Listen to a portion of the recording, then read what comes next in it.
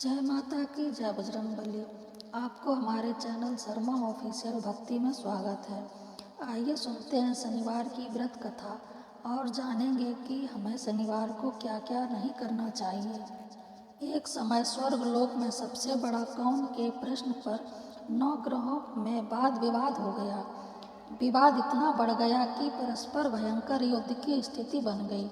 निर्णय के लिए सभी देवता देवराज इंद्र के पास पहुँचे और बोले, हे देवराज, आपको निर्णय करना होगा कि हम में से सबसे बड़ा कौन है। देवताओं का प्रश्न सुनकर देवराज इंद्र उलझन में पड़ गए। इंद्र बोले, मैं इस प्रश्न का उत्तर देने में असमर्थ हूँ। हम सभी पृथ्वी लोक में उज्जैनी नगरी में राजा विक्रमादित्य के पास चलते हैं। देवराज इंद्र सहित सभी ग्रह देवता उज्जैनी नगरी पहुँचे। महल में पहुँचकर सब देवता ने अपना प्रश्न पूछा तो राजा विक्रमादित्य भी कुछ देर के लिए परेशान हो उठे, क्योंकि सभी देवता अपनी अपनी शक्तियों के कारण महान थे। किसी को भी छोटा या बड़ा कह देने से उसके क्रोध के प्रकोप से भयंकर हानि पहुंच सकती थी। अचानक राजा विक्रमादित्य को एक उपाय सूझा और उन्होंने विभिन्न धातुओं स्वर्ण, रजत, चांदी, कांसा, ताम्र, सीसा, रांगा, जस्ता व लोहे के 9 आसन बनवाए। धातुओं के गुणों के अनुसार सभी आसनों को एक दूसरे के पीछे रखवाकर उन्होंने देवताओं को अपने अपने सिंहासन पर बैठने को कहा। देवताओं के बैठने के बाद राजा विक्रमादित्य ने कहा, आपका निर्णय तो स्वयं हो गया। जो सबसे पहले सिंहासन पर विराजमान है वही सबसे बड़ा है। राजा विक्रमादित्य के निर्णय को सुनकर सभी देवता ने सबसे पीछे आसन पर बैठने के कारण अपने को छोटा जानकर क्रोधित होकर कहा, राजा विक्रमादित्य, तुमने मुझे सबसे पीछे बैठाकर मेरा अपमान किया है। तुम मेरी शक्तियों से परिचित नहीं हो। मैं तुम्हारा सर्वनाश कर दूंगा। शनि ने कहा, सूर्य एक राशि पर 1 महीने, चंद्रमा 2.25 दिन, मंगल 1.5 महीने, बुध और शुक्र 1 महीने, बृहस्पति 13 महीने रहते हैं, लेकिन मैं किसी राशि पर 7.5 वर्ष तक रहता हूँ। बड़े बड़े देवताओं को मैंने अपने प्रकोप से पीड़ित किया है। राम को 7.5 के कारण ही वन में जाकर रहना पड़ा और रावण को 7.5 के कारण ही युद्ध में मृत्यु का शिकार बनना पड़ा। राजा, अब तू भी मेरे प्रकोप से नहीं बच सकेगा। इसके बाद अन्य ग्रहों के देवता तो प्रसन्नता के साथ चले गए, परंतु शनिदेव बड़े क्रोध के साथ वहां से विदा हुए। राजा विक्रमादित्य पहले की तरह ही न्याय करते रहे। उसके राज्य में सभी स्त्री पुरुष बहुत आनंद से जीवन यापन कर रहे थे। कुछ दिन ऐसे ही बीत गए। उधर शनि देवता अपने अपमान को भूले नहीं थे।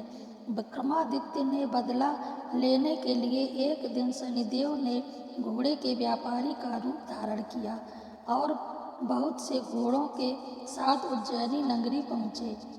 राजा विक्रमादित्य ने राज्य में किसी घोड़े के व्यापारी के आने का समाचार सुना तो अपने अश्वपाल को कुछ घोड़े खरीदने के लिए भेजा।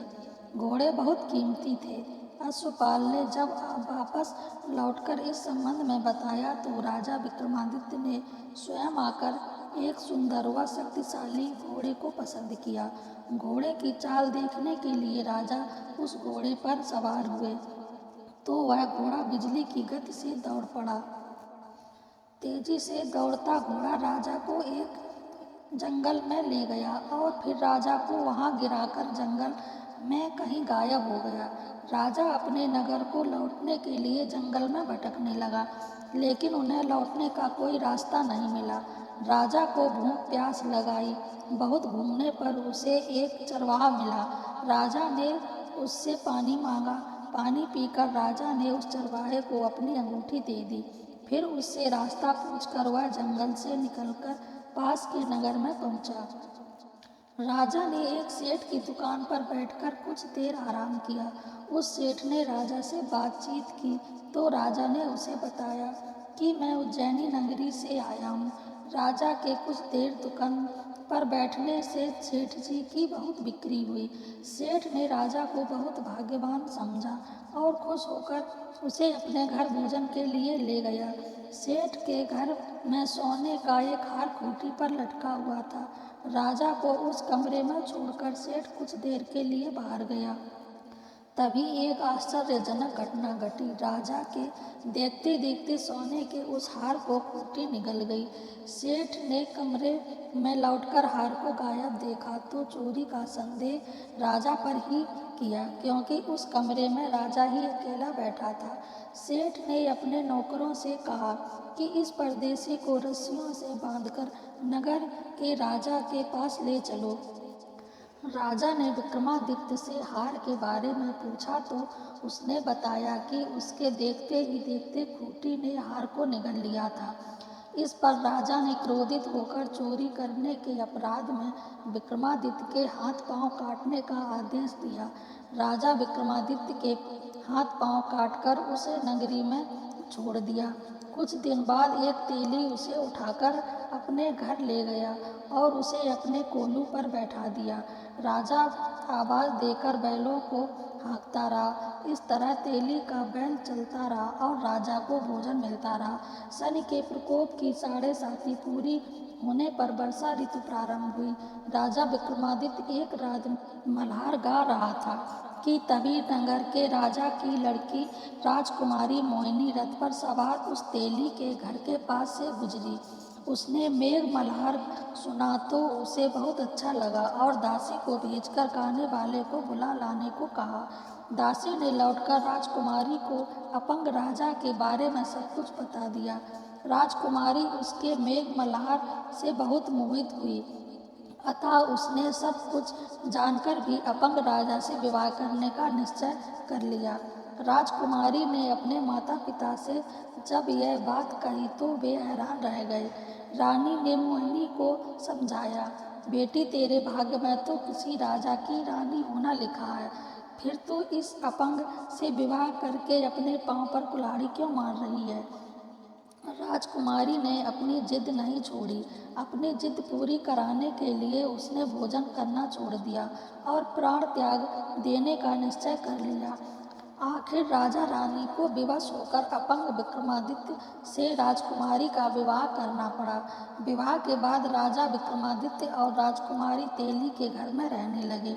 उसी रात स्वप्न में शनिदेव ने राजा से कहा, राजा तुमने मेरा प्रकोप देख लिया, मैंने तुम्हें अपने अपमान का दंड दिया है। राजा ने शनिदेव से क्षमा करने को कहा और प्रार्थना की, हे शनिदेव, आपने जितना दुख मुझे दिया है अन्य किसी को ना देना। शनिदेव ने कुछ सोच समझकर कहा, राजा मैं तुम्हारी प्रार्थना स्वीकार करता हूँ। जो कोई स्त्री पुरुष मेरी पूजा करेगा, शनिवार को व्रत करके मेरी व्रत कथा सुनेगा, उस पर मेरी अनुकंपा बनी रहेगी। प्रातःकाल राजा विक्रमादित्य की नींद खुली तो अपने हाथ पांव देखकर राजा को बहुत खुशी हुई। उसने मन ही मन शनिदेव को प्रणाम किया। राजकुमारी भी राजा के हाथ पांव सही सलामत देखकर आश्चर्य में डूब गई। तब राजा विक्रमादित्य ने अपना परिचय देते हुए शनिदेव के प्रकोप की सारी कहानी सुनाई। सेठ को जब इस बात का पता चला तो दौड़ता हुआ तेली के घर पहुंचा और राजा के चरणों में गिरकर क्षमा मांगने लगा। राजा ने उसे क्षमा कर दिया, क्योंकि यह सब तो शनिदेव के प्रकोप के कारण हुआ था। सेठ राजा को अपने घर ले गया और उसे भोजन कराया। भोजन करते समय वहाँ एक आश्चर्यजनक घटना घटी। सबके देखते देखते उस खूंटी के हार उगल दिया। सेठ जी ने अपनी बेटी का विवाह भी राजा के साथ कर दिया और बहुत से स्वर्ण आभूषण धन आदि देकर राजा को विदा किया।